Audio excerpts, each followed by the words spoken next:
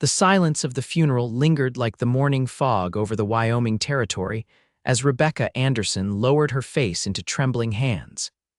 It was the third tiny grave they'd dug in 4 years, and the whispers behind her back were no longer hushed.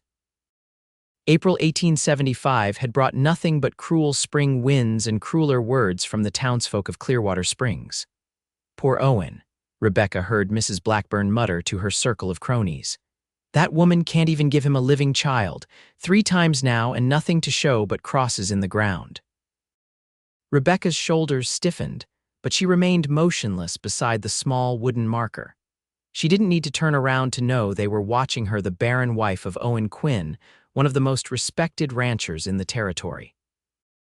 Owen stood a few feet away, his hat clutched against his chest, his weathered face set in grim determination. At 32, he had lines around his eyes that hadn't been there when they'd married 6 years ago, full of hope and dreams of a house filled with children. Now they returned each night to rooms that echoed with absence. "It ain't natural," another voice carried on the wind. "My sister had 5 healthy babies without blinking. Maybe the Quinn Ranch is cursed."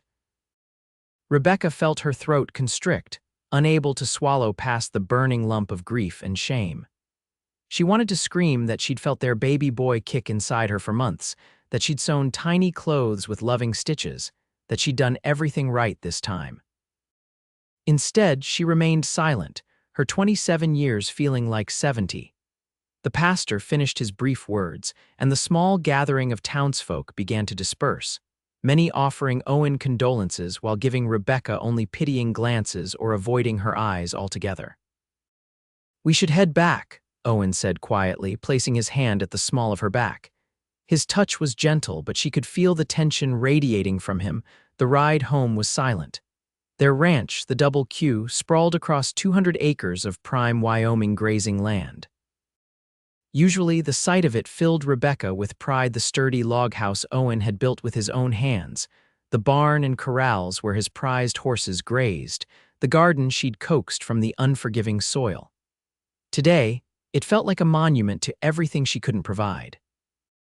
As the wagon rolled to a stop, Rebecca noticed 3 women on the porch. Mrs. Hollister, Mrs. Peterson, and young Ida Matthews had brought food, as was the custom.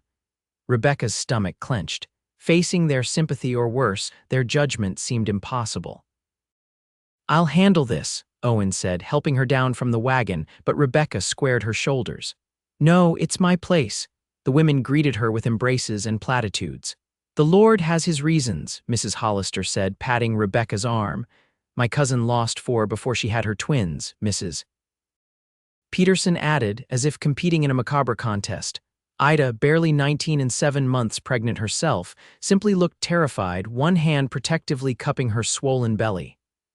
"I've brought a stew," Mrs. Hollister continued, following Rebecca into the kitchen. "And we thought perhaps you might join our quilting circle next Tuesday. It would do you good to keep busy." "Thank you," Rebecca said automatically, arranging her face into a mask of gratitude as she accepted the covered dishes. Mrs. Peterson cleared her throat. "We also wanted to mention that Pastor Mills has suggested special prayers for those struggling with the Lord's blessing of children." Rebecca's hands stilled on the dish she was setting down. "Special prayers for women who, well, for situations like yours, Mrs. Peterson couldn't quite meet her eyes. "Sunday after service, I see, it might help," Ida offered timidly. "You know, to cleanse any impediments." The implication hung in the air like smoke that something in Rebecca was unclean, unworthy. "I'll consider it," Rebecca managed to say, though her voice sounded distant to her own ears. After the women left, Rebecca stood in the kitchen surrounded by food she couldn't imagine eating, listening to Owen in the yard as he unsaddled the horses and spoke in low tones to his ranch hand, Micah. That night, she lay rigid beside Owen in their bed, staring at the ceiling, afraid to close her eyes and see the tiny face she'd glimpsed only briefly before they took her baby away. The space between them might as well have been the Grand Canyon. "Rebecca," Owen's voice came through the darkness. "Are you awake?" "Yes." He turned toward her, his large, calloused hand finding hers atop the quilt. "I heard what they said at the church about the special prayers." Rebecca's throat tightened, Do you think I need them? Do you think there's something wrong with me that needs to be cleansed? No, his voice was firm. There's nothing wrong with you. 3 babies, Owen. Her voice cracked. 3 little graves. I know. Everyone thinks I don't give a damn what everyone thinks. The fierceness in his voice surprised her. Owen rarely swore, "You're my wife, you're my home. That's all that matters to me." But don't you want children? A son to inherit the ranch? Owen was quiet for so long that Rebecca thought he wouldn't answer. Finally, he said, "What I want is you whole and well. If children come, they come. If not." He squeezed her hand. "Then it's just us, and that's enough for me." Rebecca turned her face into the pillow so he wouldn't hear her cry. The next week passed in a haze. Rebecca went through the motions of running the household, cooking for Owen and the 2 ranch hands, feeding the chickens, tending her garden. She avoided town, unable to face the whispers and stares. But on Sunday, something in her broke. "I'm not going," she told Owen as he buttoned his Sunday shirt. "To church?" He paused, watching her carefully. "I won't sit there while they pray over me like I'm diseased." She folded laundry with sharp, angry movements, "While they look at me and wonder what I did wrong." Owen finished with his buttons and crossed the room to her. "Then we won't go." "No," Rebecca shook her head. "You should go. The ranch needs to be represented. I can't." Owen cupped her face in his hands. "I don't care about representation. I care about you. Please," she whispered. "I need some time alone." Reluctantly, Owen agreed. After he left, Rebecca sat on the porch swing, watching a hawk circle lazily over the distant hills. The emptiness inside her felt vast and unconquerable. 3 pregnancies, 3 tiny forms that had slipped away from her too soon. What kind of woman couldn't perform this most basic function? She was still sitting there when Owen returned, earlier than expected. His jaw was set in a hard line, his eyes flashing with anger. "What happened?" she asked as he strode up to the porch. "Pastor Mills decided to use our situation as the centerpiece of his sermon." Owen's voice was tight with controlled fury. "About how the sins of the parents are visited upon the children, how women must be pure vessels." Rebecca's chest constricted. "He said that about me, about us, not by name, but everyone knew." Owen paced the porch. "And then Mrs. Blackburn approached me after service, suggesting that perhaps I should consider." He broke off, his fists clenching. "Consider what?" Owen shook his head. "It doesn't matter, it was offensive and I told her so, but Rebecca knew. She suggested you find another wife, a fertile one." Owen's silence confirmed it. "Maybe she's right," Rebecca whispered, voicing the fear that had been growing in her like a weed. "Maybe you should." Owen was in front of her in 2 strides, kneeling at her feet, his eyes blazing. "Don't you ever say that, not ever." He took her hands in his. "I married you for better or worse, in sickness and in health. I meant those vows. But no buts. You're my wife, you're my home. Everything else, the ranch, the town, what people say, that's just trappings. Without you, none of it means a thing." Rebecca searched his face, looking for any sign of doubt or regret, but found only fierce love and determination. She felt something inside her, not hope, not yet, but perhaps its distant cousin. The next morning, Rebecca rose early and put on her best dress. "I'm going to town," she told Owen over breakfast. He looked up, surprised. "Are you sure?" "Yes," she squared her shoulders. "I can't hide forever and we need supplies." Owen studied her for a moment. "I'll come with you." "No," she shook her head. "This is something I need to do alone." The ride into Clearwater Springs took 40 minutes, plenty of time for Rebecca to rehearse and discard a dozen different ways to face the town. By the time she pulled the wagon up in front of the general store, her resolve was steel. Inside, conversation halted as she entered. Mrs.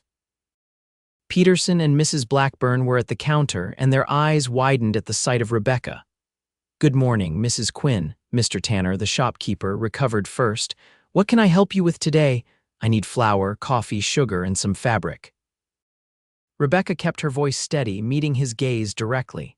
"And nails. Owen's building a new storage shed." As Mr. Tanner gathered her items, Rebecca felt Mrs. Blackburn's approach like a chill wind at her back. "Rebecca, dear," the older woman's voice dripped with false sweetness. "We missed you at service yesterday. Pastor Mills said the most beautiful prayer for women in your situation." Rebecca turned slowly. "My situation?" Mrs. Blackburn's smile didn't reach her eyes. Well, after such loss, one needs spiritual guidance and perhaps medical advice. My nephew in Denver is a doctor who specializes in women's deficiencies. The store had gone silent, everyone watching the exchange. Rebecca felt a flutter of panic, but then thought of Owen's words, "You're my home." "Thank you for your concern, Mrs. Blackburn," Rebecca said, her voice clear in the hushed store, "but I don't believe I have any deficiencies that require treatment. And if God's plan for Owen and me doesn't include children, then we'll accept that together." Mrs. Blackburn's face tightened. "Well, that seems selfish, denying Owen the chance to have the family he deserves." A white-hot anger flashed through Rebecca. "What Owen deserves is respect, not gossip about his marriage. And what I deserve is compassion, not judgment from women who use others' grief to feel superior." Gasps rippled through the store. Mrs. Peterson put a hand to her chest as if personally wounded. "Well, I never," Mrs. Blackburn sputtered. "Perhaps you should have," Rebecca replied, turning back to the counter where Mr. Tanner stood frozen, a bolt of calico in his hands. "I'll take that blue fabric as well, please." The ride home was lighter somehow, despite the weight of what had happened. Rebecca knew there would be repercussions. The social fabric of small towns was delicate, and she had just taken scissors to it. But for the first time since the funeral, she felt like herself again. Owen was working in the corral when she returned, breaking a spirited Mustang he'd caught in the hills. He paused when he saw her, wiping sweat from his brow with his sleeve. How was town? He called, vaulting over the fence to help her with the supplies. Rebecca considered how to answer. "Eventful," she finally said. "I may have burned some bridges with Mrs. Blackburn." Owen's eyebrows shot up. "What happened?"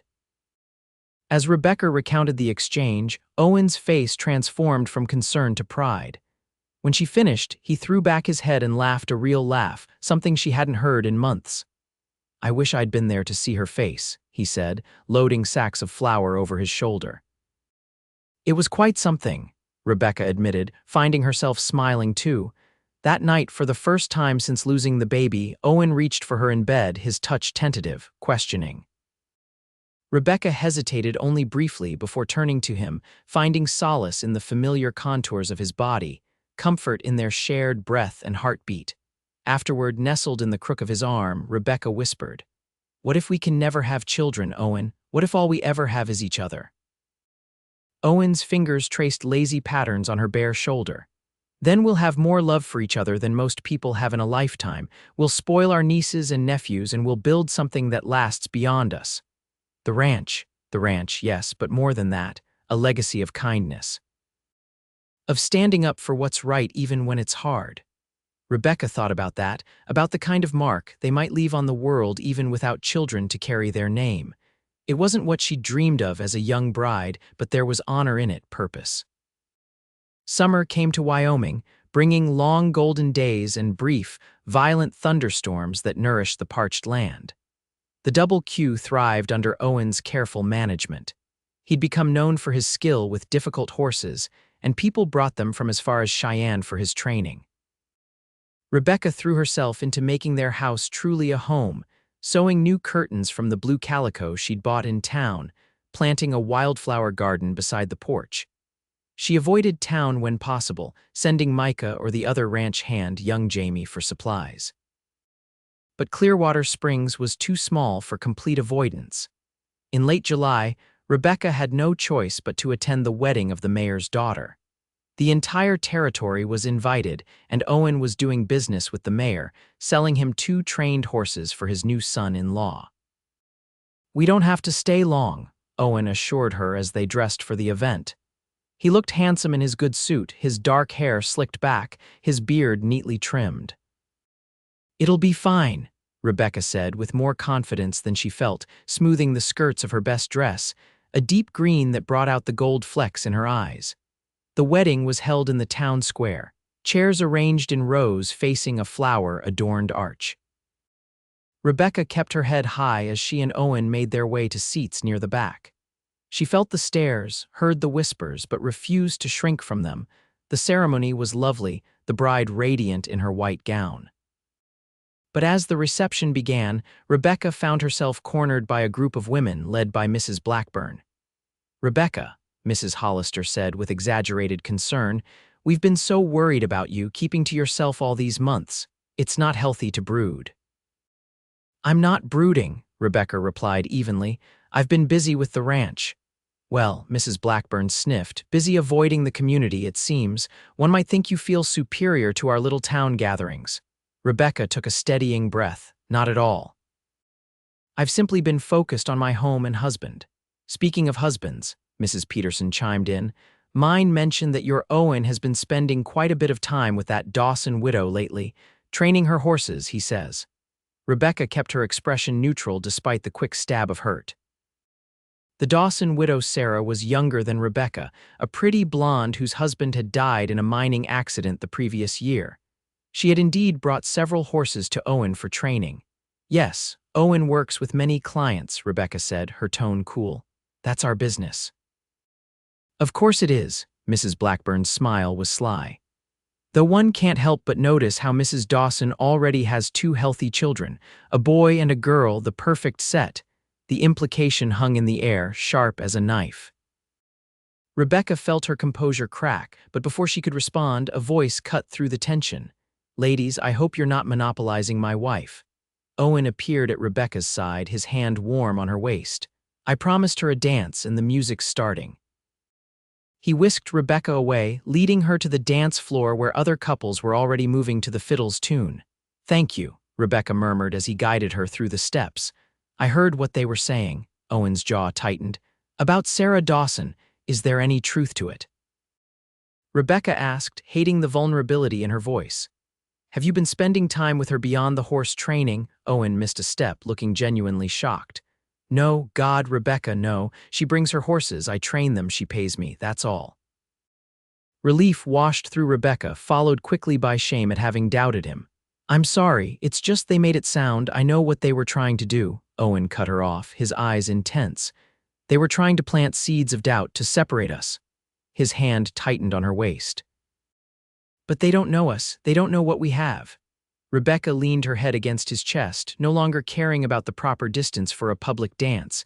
"And what do we have? A love that's weathered storms that would break most couples," Owen said simply. "You're my home, Rebecca. The only home I ever want." The music swelled around them, and for a moment, Rebecca forgot about the watching eyes, the whispers. In Owen's arms, she was whole again. The following week brought a heat wave that baked the Wyoming landscape to a golden crisp. Rebecca rose before dawn to do her chores before the worst of the heat set in, and was collecting eggs from the henhouse when she heard a wagon approaching. Shielding her eyes against the rising sun, she was surprised to see Sarah Dawson's wagon bouncing down the drive, the young widow at the reins with her two children beside her. "Mrs. Dawson," Rebecca greeted her, wiping her hands on her apron. "Owen's already out with the horses if you're here about the training." "Actually," Sarah said, climbing down from the wagon, "I came to see you." She was pretty in a delicate way, with fair hair and blue eyes, though her face showed the strain of running her small farm alone. "I'm sorry to arrive so early, but I wanted to catch you before the heat became unbearable." Rebecca's guard went up immediately, remembering the insinuations at the wedding. "What can I help you with?" Sarah hesitated, glancing at her children, a boy of about 5 and a girl who couldn't be more than 3. "Timothy, take your sister and go look at the chickens. Don't touch anything." When the children were out of earshot, Sarah turned back to Rebecca. "I needed to speak with you about what happened at the wedding, what those women were implying about your husband and me." Rebecca stiffened. "I don't put much stock in gossip, Mrs. Dawson, but it affects you all the same," Sarah said gently, "and it's not right. Your husband has been nothing but professional and kind. He's the only trainer who didn't try to cheat me after Robert died, assuming I wouldn't know better." Rebecca studied the younger woman, trying to see beyond her own insecurities. "Thank you for telling me. There's more," Sarah continued. "Those women, Mrs. Blackburn and her circle, they've been trying to arrange things, inviting me to events where Owen might be, suggesting I might need help around my farm that a man could provide." She shook her head in disgust, as if I'd participate in breaking up a marriage. The realization of how deliberate the campaign against her had been hit Rebecca like a physical blow.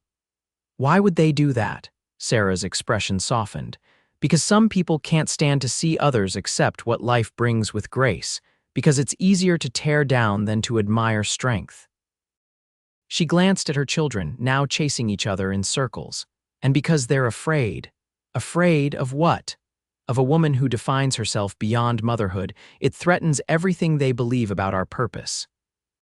Rebecca hadn't thought of it that way, that her refusal to be diminished by her losses might be seen as a challenge to the established order. I wanted you to know, Sarah concluded, that you have allies, even if it doesn't always feel that way. And your husband is a good man who loves you fiercely. Anyone with eyes can see that. After Sarah left, Rebecca stood in the yard for a long time, thinking about allies and enemies, about purpose and worth. When Owen returned for the midday meal, she told him about Sarah's visit. I've been thinking, she said as they sat at their kitchen table, the windows open to catch any breeze, about what happens next for us. Owen set down his fork. What do you mean, if we can't have children of our own? Rebecca said carefully. Maybe there are other ways to make our family. You're talking about taking in orphans. Owen looked thoughtful. I've heard there's an orphanage in Cheyenne that's overflowing, or helping in other ways. Rebecca's mind was racing now with possibilities she hadn't allowed herself to consider before. Teaching at the school, perhaps. Or offering our home to children who need temporary shelter. Owen reached across the table for her hand. I think that sounds like a fine plan, but Rebecca, yes. I don't want you to think we're giving up on having our own children. It could still happen. Rebecca nodded, a lump forming in her throat. I know, but if it doesn't, we'll still have purpose. We'll still make a difference. The harvest season came to Wyoming, bringing the community together for barn raisings and husking bees. Rebecca, bolstered by Sarah Dawson's unexpected friendship, found herself venturing more into town, head held high despite the mixed reception she received. She volunteered at the small schoolhouse, reading to the younger children while the teacher worked with the older ones. She joined a different quilting circle, one led by the blacksmith's wife who had no patience for gossip. And she began to write letters to the orphanage in Cheyenne, inquiring about their needs. It wasn't the life she had envisioned as a young bride, but it was taking on a shape and purpose of its own. And through it all, Owen was her constant, his love never wavering. The first snow of winter had just dusted the ground when Rebecca woke one morning feeling unusually nauseated. She dismissed it at first, a touch of stomach upset, nothing more. But when the feeling persisted for several days, accompanied by a strange tenderness in her breasts, a wild hope began to form.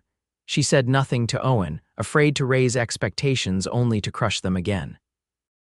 Instead, she waited, counting days, watching for signs, guarding the fragile spark of possibility. A month passed, and then another.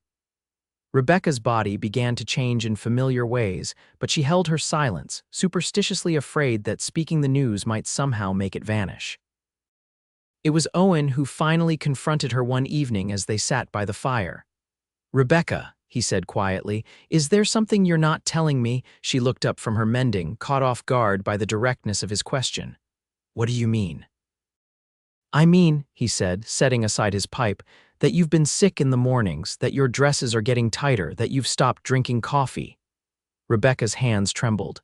I didn't want to say anything, not yet, not after the others, Owen finished for her. He crossed the room to kneel before her chair, taking her hands in his.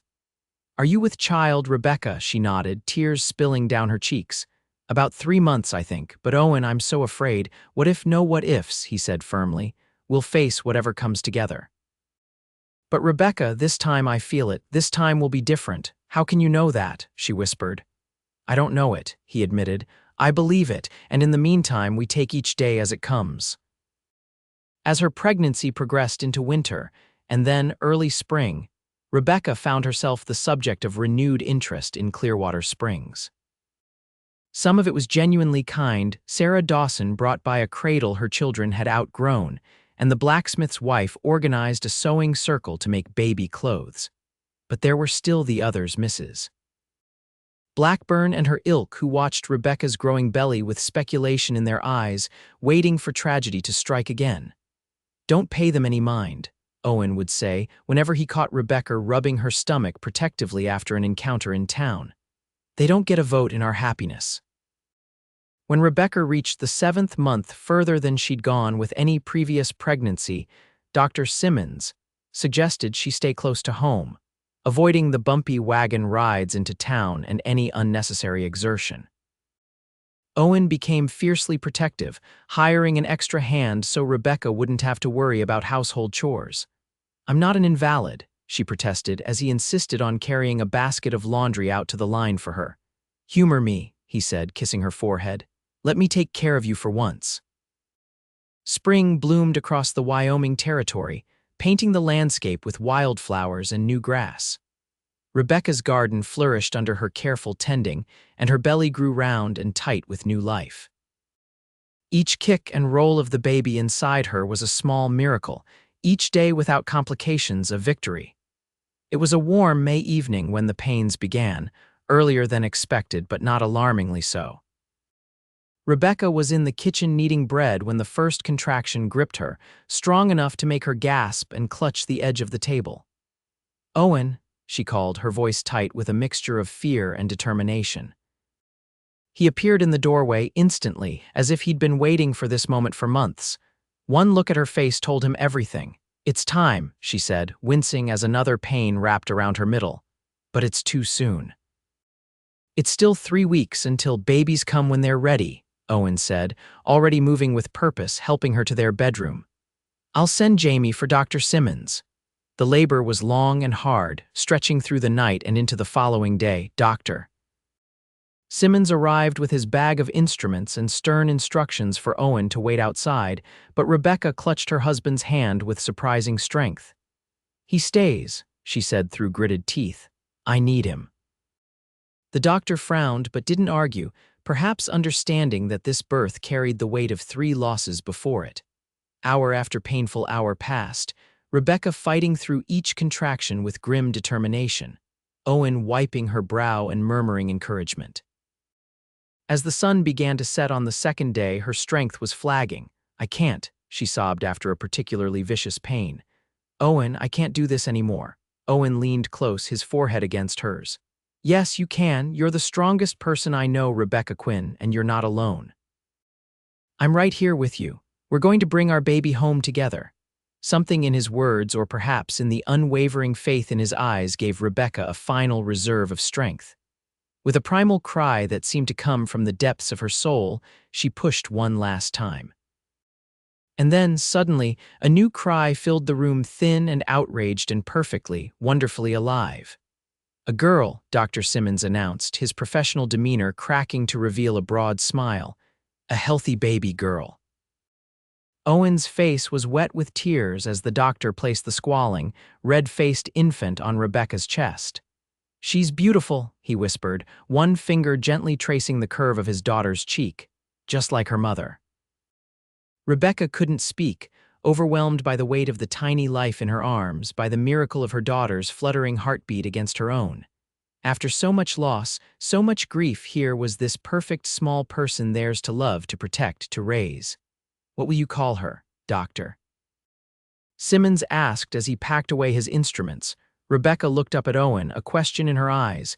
They had been afraid to discuss names, as if choosing one might somehow jinx the pregnancy. "Hope," Owen said without hesitation. "Her name is Hope Quinn." It seemed the entire town of Clearwater Springs wanted to see the Quinn baby, but Owen fiercely guarded their privacy during those first weeks, allowing only Sarah Dawson and a few other trusted friends to visit. Rebecca was grateful for the buffer he provided, giving her time to recover and to bond with their daughter without the weight of the town's expectations and memories. Hope thrived under their anxious, loving care, growing plumper by the day, her eyes the same deep green as Rebecca's, tracking their movements with alert interest. Rebecca found herself talking constantly to the infant, telling her stories of the ranch, of Wyoming, of the future stretching before them. "She won't remember any of this," Owen teased one evening as Rebecca described the wildflowers blooming in the meadow to their wide-eyed daughter.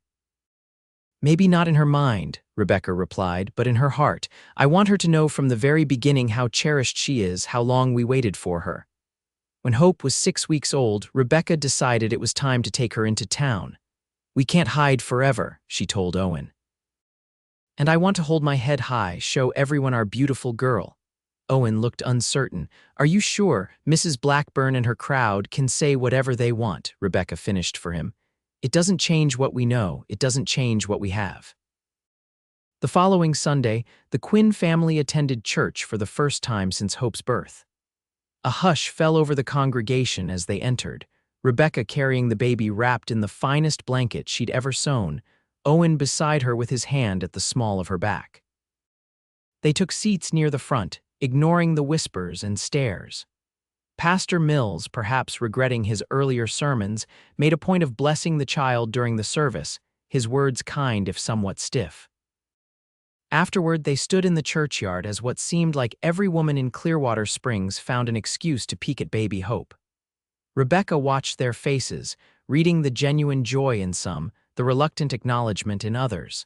Mrs. Blackburn approached last, her expression unreadable. "She's a fine-looking child," she said after a lengthy examination. "You must be very proud." "We are," Owen replied, his arm around Rebecca's waist. "Well," Mrs. Blackburn sniffed, adjusting her hat, "I always said you two would be blessed eventually if you kept the faith." Rebecca bit back a sharp retort, choosing instead to simply smile.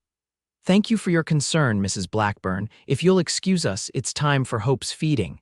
As they walked away, Owen leaned close to whisper in her ear, "You're a better person than I am." I wanted to tell her exactly what she could do with her concern. Rebecca laughed, the sound bright and free. "There's no point. She can't touch us anymore, Owen. None of them can." That evening, as the setting sun painted the Wyoming sky in shades of gold and crimson, Rebecca sat on the porch of their ranch house, nursing Hope while Owen worked nearby, mending a saddle. The familiar sounds of the ranch horses nickering in the corral, chickens clucking as they settled for the night, the distant lowing of cattle created a peaceful backdrop to their quiet domesticity. "Do you ever think about what might have been?" Rebecca asked suddenly. "If we hadn't lost the others." Owen set aside his work and came to sit beside her on the porch swing. "Sometimes," he admitted. "But then I look at Hope, and I know that she's exactly who was meant to be here with us now." Rebecca nodded, gazing down at their daughter's face, peaceful in the contentment of a full belly. "We might have more, you know. Dr. Simmons said there's no reason we couldn't. And if we do, that would be wonderful," Owen agreed. "But if Hope is our only child, that's enough too." He put his arm around her shoulders, drawing her close. "What matters is that we have each other, that we're home to each other." Rebecca leaned her head against his shoulder, feeling the steady rhythm of his heartbeat, the warmth of their daughter between them, the solid foundation of the life they'd built together through joy and heartbreak alike. "You're still my home," Owen murmured, echoing the words that had sustained her through the darkest days. "You always will be." And as the first stars appeared in the darkening sky above their ranch, Rebecca knew with bone-deep certainty that whatever the future held, more children or not, more challenges or smooth sailing, they would face it together, their love stronger for having been tested, their family complete in each other.